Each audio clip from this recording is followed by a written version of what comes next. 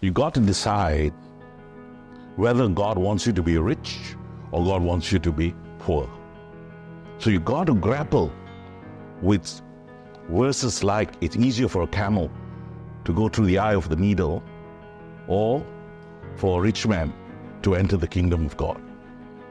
You got to grapple with words like, the love of money is the root of all evil. You got to grapple with these issues. Does God want you to be rich? Does God want you to be prosperous? That's a decision you have to make before you can embark on this journey of acquiring wealth and being a blessing to everybody. The scriptures require you to help the poor. The scripture says you must minister to the orphans, to the poor, to the oppressed.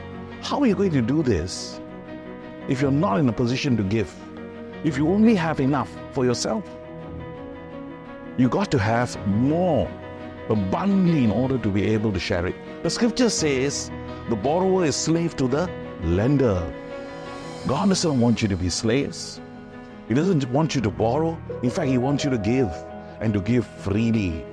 He is a God of the abundant, and He can bless you abundantly. But you got to get your thinking and believing right, because right believing would lead to right living.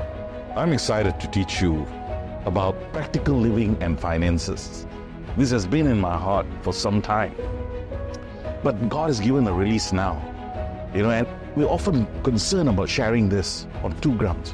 One is because it'll be wrongly assumed that it's the gospel of prosperity. It's all about being rich. No. God wants you to be rich, but it's not all about being rich. It's all about Jesus. But in order to fulfill the Great Commission, in order to fulfill all that God has for us, including for our lives, we have to learn this truth that God wants us to be rich, and not just rich, abundantly rich. That's number one.